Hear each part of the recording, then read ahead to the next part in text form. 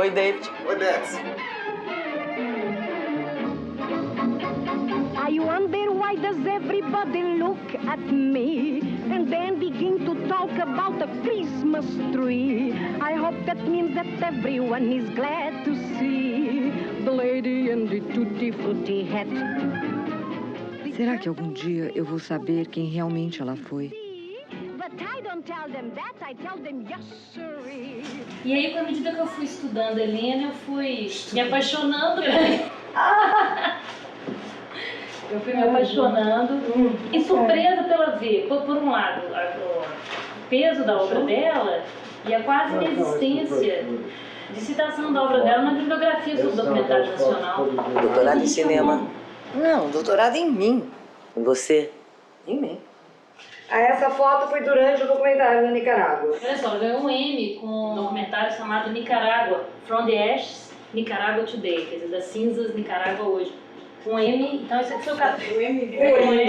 Não é pouca coisa não, ganhar um Emmy, né, em 82, 83, né? Como um documentário sobre uma família na Nicarágua. Eu entrevistei tantas famílias. Aí achei a família deles uma graça.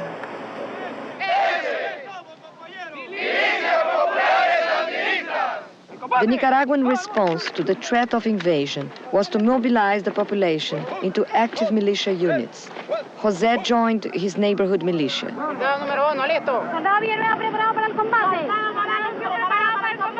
Não, e eu estava em plena era Reagan. Então, entendeu? A Nicarágua era um assunto nos Estados Unidos assim, quentésimo. Ninguém entendia nada. Just 20 minutes from Miami's International Airport, exiled Cubans and Nicaraguan somocistas operate freely in training camps, preparing to return to Nicaragua. Esse filme foi transmitido no dia seguinte, na capa do New York Times, uma matéria grande. E foi durante vários dias. A Helena ficou louca, achando que ela ia ser deportada. Porque brasileiro, a gente não tem ideia que a gente é latino, tem alguma relação a ver com a América Latina. É assim, tem essa coisa de país grande, como os americanos, né, que só se olha a si mesmo, então não tem essa coisa. E quando eu cheguei lá, é que houve essa experiência extraordinária de ser considerada latina, que eu não sabia o que era, eu não sou latina. Porque eu chego também nos Estados Unidos, eu não conhecia ninguém, eu vou morar em Washington. E é no auge da questão do Vietnã e Washington era uma zorra, era uma loucura o que havia de tanques, helicópteros, polícia e protestos. E aí eu me junto a um grupo que era de um cineasta italiano, Roberto Faenza, que era da geração de Bertolucci, Bellocchio. Nossa primeira saída, que nós nos reunimos às 4 da manhã para nos prepararmos para sair, para enfrentar o que ia acontecer, às 6h30 estávamos todos presos. Tinha uma câmera de vídeo que eu fiquei com ela dentro do estádio e que eu fiz uma série de entrevistas. E aí conheci um monte de gente. A Chris Burrell, eu, a Susan Fenn, a Melanie e a Jane. O International Women's Film Project existe por causa do MG1. A gente fez uma coisa coletiva, onde nós estudávamos e conversávamos e discutíamos para fazer esse filme. Era um filme que examinava os movimentos feministas desde o século XIX até os anos 60.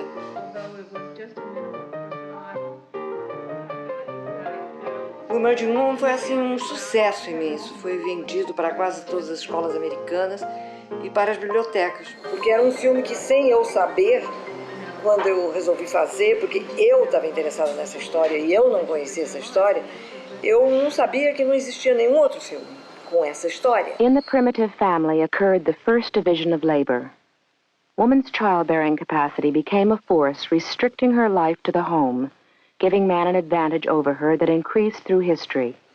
Então, eu pensei, por que não examinar a condição da mulher na América Latina, na América do Sul? E aí surge o Double Day. Eu fui para o México, fiquei uns 2 meses no seminário com um monte de antropólogas e sociólogas marxistas. Foi fantástico, foi assim uma enxurrada de informação, de coisas que eu não sabia.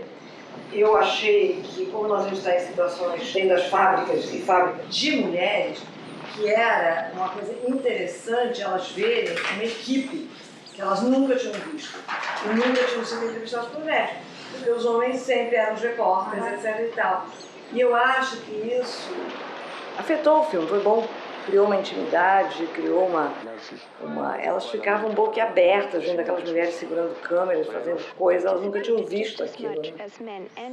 Agora, a gente também nunca tinha visto o que elas faziam, que era uma coisa incrível também, aquelas trabalhadoras. Doubleday, que foram 4 meses de filmagem em 5 países, tinha um material imenso, e desse material eu fiz 2 filmes, Doubleday e Simplesmente Jane. São filmes, assim, bem, digamos, didáticos. Foram muito usados, assim, foram na Bolívia, todas as coletas de mulheres índias, foi usado mesmo pelos sindicatos. E Jenny, eu me apaixonei por ela, eu comecei a conversar com ela, essa menininha, e ela me explicando como que ela foi violentada, e que depois ela resolveu ir pra rua, e que ela resolveu fazer a vida dela por conta própria, não sei o quê. E essa menininha vivendo esse mundo de fotonovelas numa realidade absurda, terrível da vida dela. E aí chega num momento em que eu digo, mas Jenny, você queria ser? O que você pudesse imaginar na vida, alguma coisa? I want to be myself, that's all. Simply Jenny. Simplesmente Jenny. E eu achei que isso foi assim, tão bonito e revelador que dava um filme. Major funding for this program made possible by the Corporation for Public Broadcasting and by the financial support of viewers like you.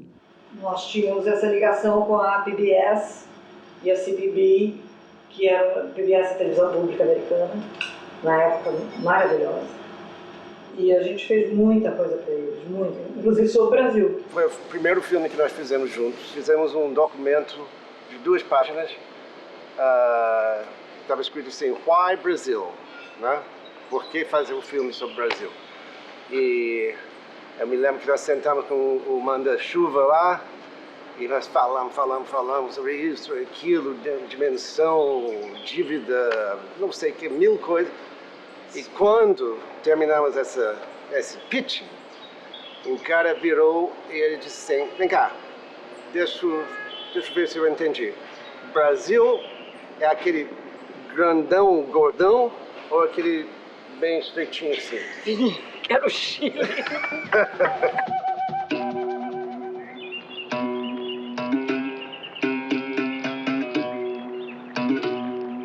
A gente entrevistou o Lincoln Gordon, que era o embaixador americano no Brasil, e que se negava a ser do CIA. Can you tell me something about the Brother Sam operation?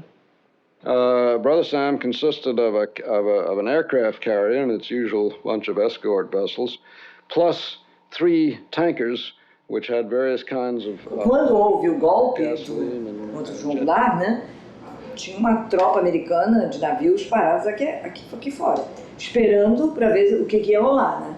E ele quis nos processar, a CIA. O ano seguinte, foi 83, que foi Aniversário 10 anos de Pinochet. do golpe de Pinochet. E o primeiro ano que haviam grandes manifestações na rua contra a ditadura. E tiveram que abrir o país e nós fomos lá. E aí aquilo foi uma loucura total. As camareiras do hotel davam de manhã sal e limão pra gente... Você põe o limão na boca e põe sal embaixo dos olhos, aguentar a barra da polícia.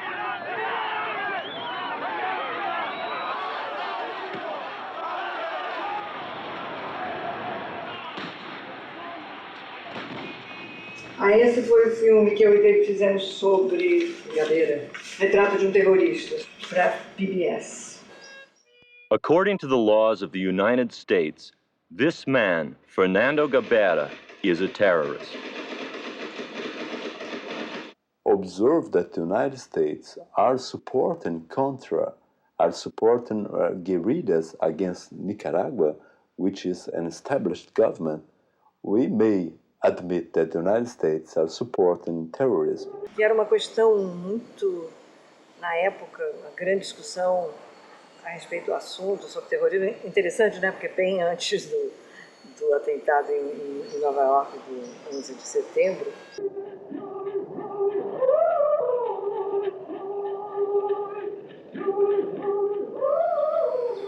É um filme muito louco, baseado numa ideia assim de que Os povos nativos, os índios, os povos nativos no mundo inteiro têm uma causa em comum.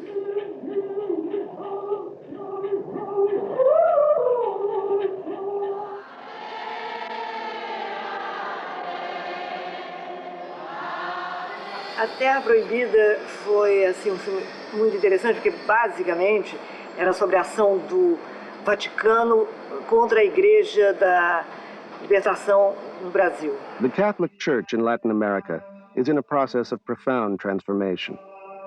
The change began with Vatican II, when the Catholic hierarchy convened to reassess the Church's mission and to end what Pope John XXIII called its holy isolation from the struggle for a better world. Para transformar isso num filme, nós tínhamos que ter um assunto onde você pudesse ver essa igreja agindo. Então, a questão que nós escolhemos foi a questão da terra. E nós, então, partimos para encontrar essas invasões no Nordeste. E nós temos, por exemplo, exemplos como Pau Santo, que já foi invadida.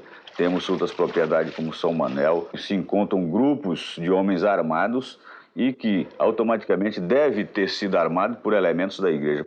Os fazendeiros falam por aí que nós aqui dentro, nós trabalhadores, nós vivemos armados, não sabe? A arma que nós temos é essa aqui, uma fobré que se chama, não sabe? Para matar passarinho. Nós fomos entrevistar um homem e aconteceu uma coisa incrível com essa coisa de cinema. De repente, essa pessoa ficou tão empolgada que tinha uma câmera de cinema e estava filmando alguma coisa e provava que ele existia. Ter matado uma pessoa. Quem foi essa pessoa? Como? Quem que você matou? Josmo Moraes Tavares. Ele acabou confessando o crime em câmera, que ele não tinha feito ainda. E essas imagens foram usadas no julgamento dele, ele foi condenado, porque ele confessou para nós. Assim, ele disse assim, olha, me chamaram, me pagaram bem, um fazendeiro me chamou, o nome do fazendeiro era esse. Um vereador. Um vereador e tal. Aí eu disse, vamos lá, porque quem é esse cara que vocês querem que eu mate? Aí me disseram que era um agitador, um cara... Aí eu fui lá ver a cara do cara. Aí eu vi o tal do padre, era cabeludo, tava com sandália de dedo. Para mim, padre usa batina. Usa batina, porque eu fui coroinha na igreja. Quando eu vi aquele cara, eu disse, isso aqui não presta mesmo. Aí mandei bala. Naquela época, estavam matando muitos padres. O Dom Pedro Casaldáriga pegou o preço de cada um. Para matar. Você vê, os bispos até que um preço mais ou menos, né? Cristo por 30 moedas, nós até podemos ir a 12 milhões de cruzados. E é legal que são filmes que ela fez em plena ditadura militar, onde ela analisa essas relações dos Estados Unidos e América Latina, com um olhar, com uma liberdade de atuação que dificilmente a gente encontra nos diretores daqui, né? Em anos de censura. Cerca de 10 documentários. Ai, eu vou jogar o perigo. I wonder why does everybody look at me and then begin to talk about a Christmas tree.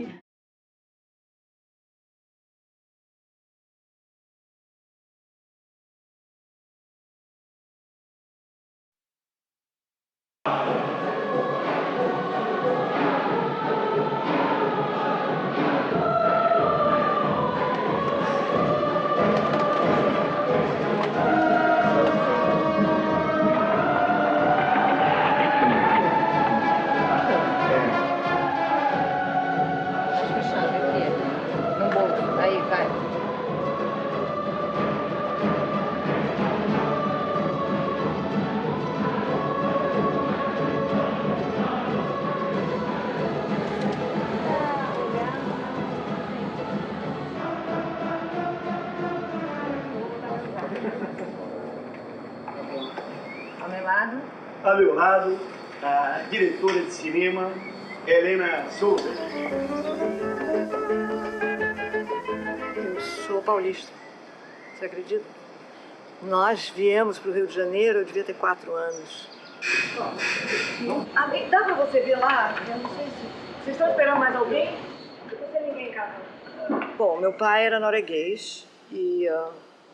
isso deixou uma certa marca, eu acho, assim, na infância da gente. Por exemplo, meu irmão sempre reclamava, por que a gente não come feijoada no fim de semana, que nem todo mundo? Tinha sempre umas coisas, assim, estrangeiras. E aí ele fazia a gente escalar os morros, que eu acho que é uma coisa bem escandinava, né? O programa de fim de semana era escalar os 2 irmãos. É ali, né, Helena? Quer que ela suba? Quero, dá uma subida. Como eu sou a única filha, tenho 3 irmãos homens, eu era sempre a vítima. Eu estava sempre amarrada numa árvore com alguém tentando me salvar, Tarzan, sabe? Eu era Jane.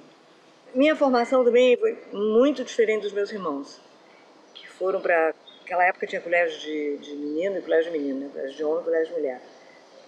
Eu aguentei anos de Sacré-Cœur. Eu fui para o Sacré-Cœur com 5 anos de idade, saí com 12, era só freira e só se falava francês. Depois dessa essa primeira parte, digamos, da minha formação nesses colégios, no Sacré-Cœur, no Santa Úrsula e no Notre-Dame, eu faço a católica, vou para a católica e escolhi fazer neolatinas. Foi um mergulho também na literatura brasileira, na literatura latino-americana, e eu tive professores maravilhosos lá. E por dessas coisas na vida, assim, como é que se diz, eu conheço na católica Cacá, Arnaldo Jabor, Nelson Pompeia, César Guimarães, uma série de pessoas que estavam começando a ficar ligadas ao cinema e trabalhamos juntos no Metropolitano. Quer dizer, eu trabalhei juntos, eu era uma repórter, digamos assim, eu fazia matérias, geralmente com pessoas que vinham de fora. Entrevistei Graham Greene, Aldous Huxley, passei um tempo com ele, entrevistei Simone de Beauvoir. Eu fiquei saindo muito com ela e o Sartre. Era cômica a relação dos dois. Então, assim, a hora que eu tinha que tomar o remédio dele, ele implicava que eu não queria tomar, e eu querendo discutir matérias assim, existencialismo e não sei o que, e eles nada. E essa parte toda de frequentar a Cinemateca, de conhecer o neorrealismo italiano, o cinema francês, que nós vimos filme atrás de filme atrás de filme, também faz parte dessa minha formação e dessa ideia, de repente, de por que não o cinema? Eu estava fazendo assistência dele, e aí precisou um extra para aparecer, eu apareço dançando de costas. Eu estou vendo o filme, de repente, o David diz assim, é você? Eu digo, como? E era eu lá de shortinho dançando. Não, foi continuar em Capitu, do Paulo César assim. Foi a pior continuação da história do cinema brasileiro. Paulo César diz isso publicamente. Eu perdi a claquete. Chegava a hora de fazer a claquete. Ai, cadê a claquete? Não tinha ideia. Eu estava prestando atenção em outras coisas.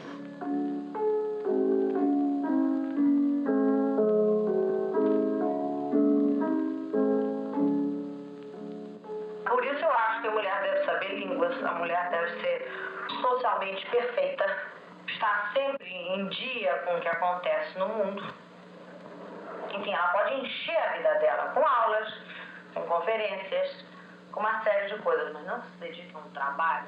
Era um filme sobre a minha formação burguesa, total. Então era assim, eu registrando com Nagra e fazendo perguntas a elas, entrevistando elas, e construí um filme com isso. Aí eu contei isso pro Glauber. O Glauber disse, genial! Aí as imagens que eu fui buscar eram umas imagens, assim, míticas, assim, uma mulher sendo preparada para o casamento. Ela está sendo maquiada, vestida, que nem uma boneca, preparada, e as entrevistas desconstroem a imagem. Mas eu acho que a mulher se inicia assim, sexualmente dentro de um papel passivo. Acontece, ela gosta, mas junto de uma entrega afetiva. Ficou como um documento. Ele foi para o Festival de Populi, ele foi para Cracóvia, ele foi considerado assim, meio que feminista. Quer dizer, examinando a condição da mulher. Naquela época, tudo que você falava da condição da mulher te chamavam de feminista, né? Vamos falar a verdade, não era por aí? Daí eu fiz tudo pra você gostar de mim. Você não voltou americanizada, não, né? Now it's your turn. Come in, everybody. O David me contava que ele assistia em criança os cartoons da Carmen Miranda, quer dizer, faz parte da adolescência, da infância dele. Eu achei aquilo absolutamente inacreditável.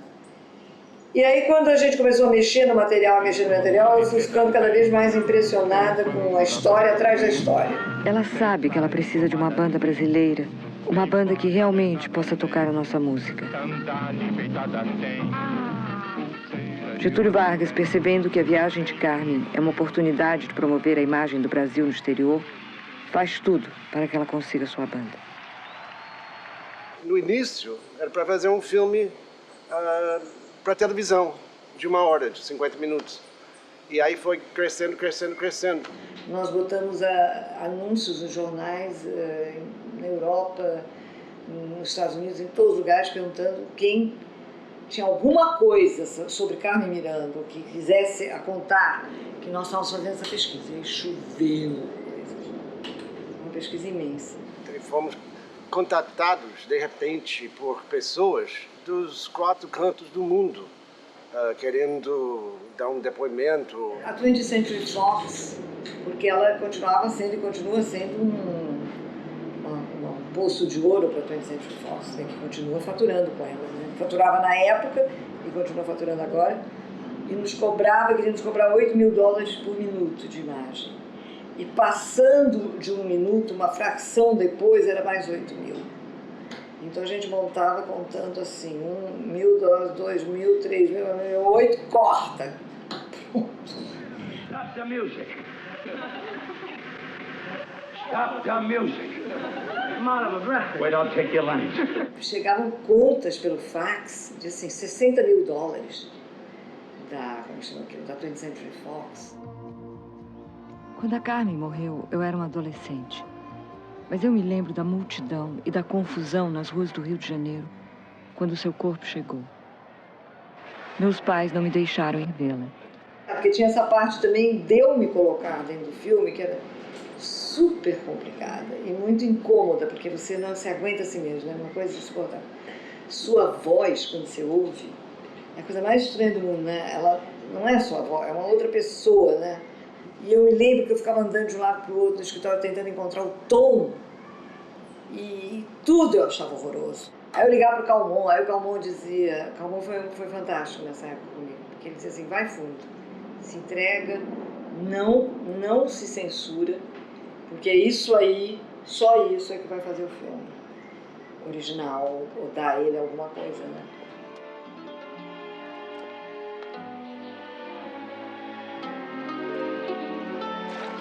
David, imagina, lá nos Estados Unidos, comprou o diário de Helena Molle para eu ler. Em inglês. Ele comprou em inglês, que era o diário traduzido pela Elizabeth Bishop, que é uma das maiores poetas americanas, né? Ela chegou no Brasil, Elizabeth Bishop, e ela estava conversando com o Rubem Braga, e ela perguntou ao Rubem Braga qual seria o primeiro livro brasileiro que ela deveria ler. E o Rubem disse, Diário de Helena Molle. Leia isso, você vai entender o Brasil. E ela leu, se apaixonou e traduziu. E aí que o livro ganha o mundo, assim, ele vira uma outra coisa. Depois ele é traduzido para o italiano, para o francês. Então, tipo, tem alguma coisa aí, né? Interessante. Você teria coragem de cometer um pecado mortal? Qual deles?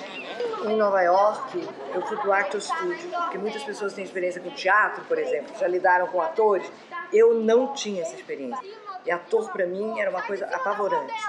E quem estava dirigindo nesses meses que eu passei lá assistindo era o Arthur Penn. Então, foi um show, assim, poder ver o Arthur Penn dirigindo atores, corrigindo atores, revendo cenas. Também eu prefiro desse lado, Desse você lado, tá mais em quadro. Pode estar fechando esse alforje. Né? É. Eu acho que aquele filme deu tudo certo, entendeu? Mesmo a parte chata de levantar dinheiro, tinha uma coisa mágica, na minha opinião, entendeu? Principalmente para poder fazer o filme em Diamantina, onde a menina escreveu e vivia. Os atores se sentiam assim inspirados porque sabiam que estavam mandando exatamente no mesmo lugar. Que bonitinho, esse aqui é o novo, é mesmo? É. Não, o novo tá ali, ele é brilhante. Esse aqui mudou de cor, tá vendo o novo ali em cima? Nossa! É de ouro, né? Ah, sim, é de ouro. É mesmo? Farai, pois que... Os trovadores provençais lidavam com uma coisa entre a música e a poesia, né? Tem diversas maneiras de ler esse filme. Mais do que sobre essa relação de literatura, música e poesia, ele é alguma coisa também sobre a nossa identidade. Tem um pano de fundo de Brasil ali. Aqui somos mestiços, mulatos, capuzes, pardos, mamelucos, sararás, crioulos, guaranices e judarabês. Fez das tripas a primeira lira, que animou todos os sons. Ele fez as tripas dos porcos, que ele foi lá numa ilha, tipo, agora não cabe isso na música, então você sacrifica um pouquinho das tripas e da mitologia.